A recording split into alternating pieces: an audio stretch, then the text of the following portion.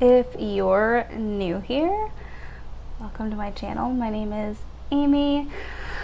We talk about witchcraft and spirituality here.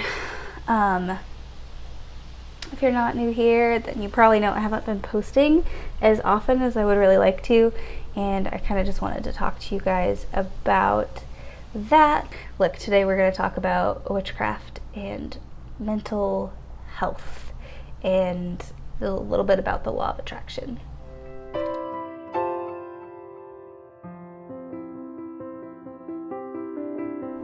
With the rise in spirituality and spiritual awareness and awakenings and all the talk about twin flames and all of the stuff that's been going on, I felt like it was really important to talk about the things that a lot of people aren't talking about. I really believe that witchcraft and like the law of attraction and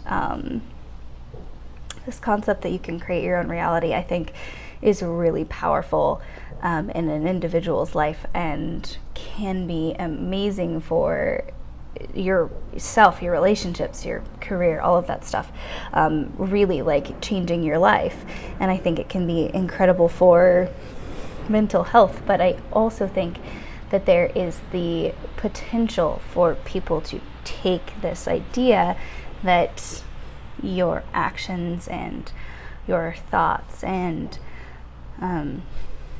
what you believe in, the idea that these things shape your reality. I feel like it is possible, and the reason I'm talking about this is because it's something that I struggle with as well. Especially if you're a witch or you're you're very into like spirituality or like woo-woo stuff, it can be really hard sometimes to differentiate between creating your own reality and being in denial or dissociating from your reality. And I say that not to like make light of mental health or mental illness issues. On the contrary, I want to make a point that I would never suggest that witchcraft or the law of attraction or any spiritual pursuits should ever be a replacement for your taking care of your mental health. I would never suggest that anybody, I mean, first of all, I would never suggest that people stop doing the things that help them, like, you know, going to therapy or taking meds or like making sure they're not in toxic relationships, stuff like that. It's so important to take care of yourself as a person. And I view witchcraft and spirituality as tools to facilitate that, help facilitate a healthy life, a healthy way of living, and healthy mindsets.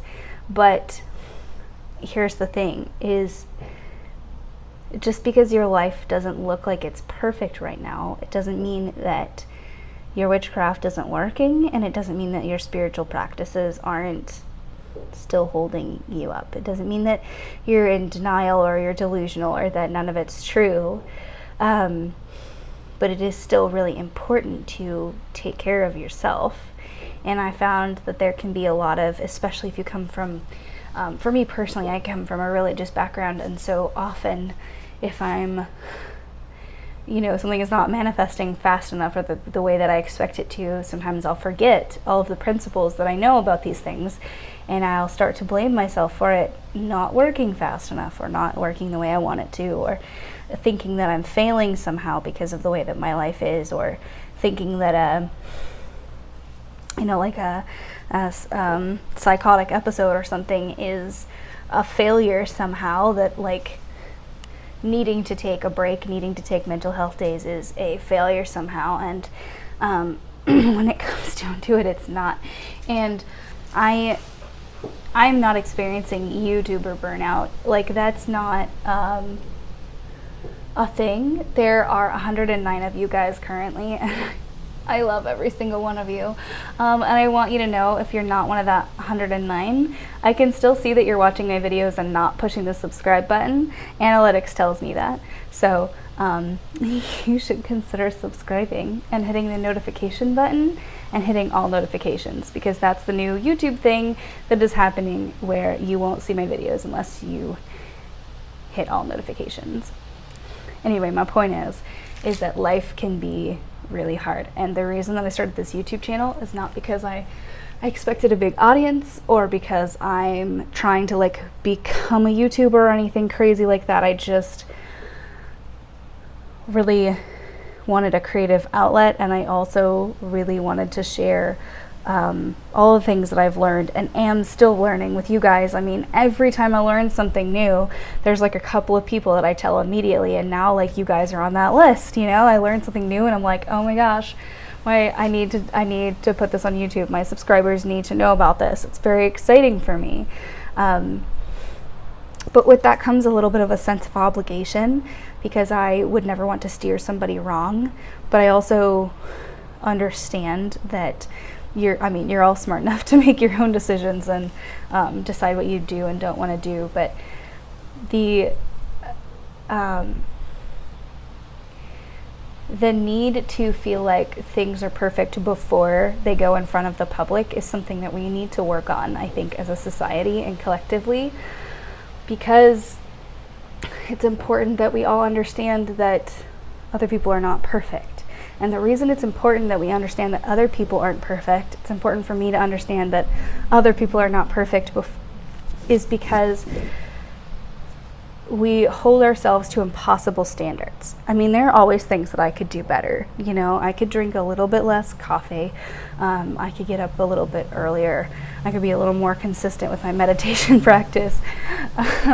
There's a whole slew of things, right? But the point of being human is to have a human experience. We're living through this human experience because we need to, for some reason. And part of the human experience is this intense imperfection.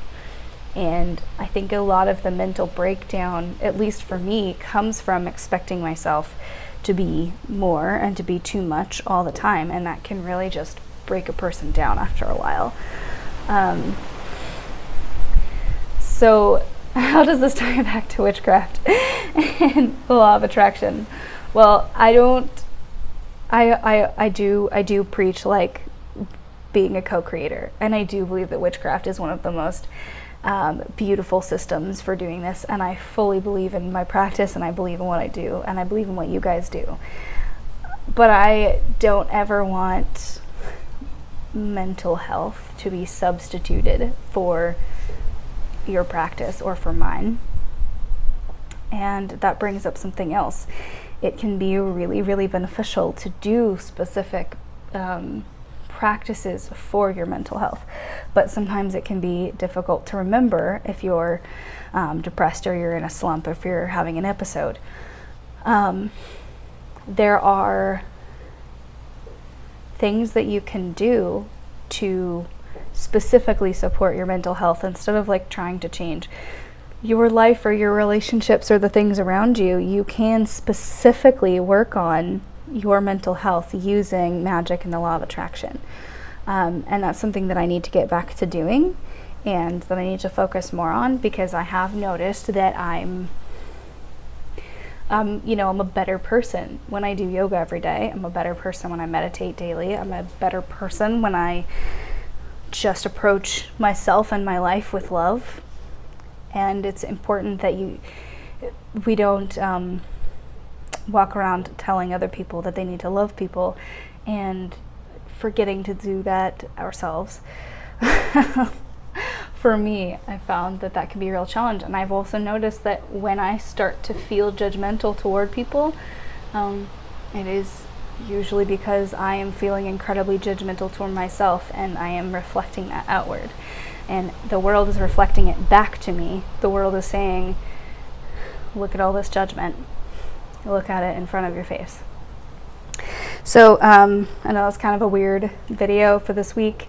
And soon I'll be doing more videos more often, and it won't just be once a week. But for now, this is what I'm doing, what I need to do.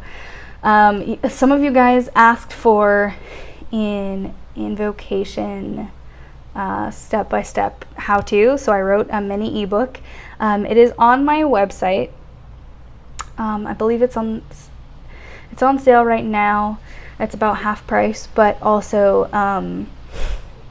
if you subscribe to my email list, then you'll get it for free. So if you want the down and dirty on fast magic, that is there. It's available now. Consider supporting me on Patreon. Check out my Instagram, and thank you so much for being here, you guys. I love you so much. All my love. Have a blessed and beautiful day.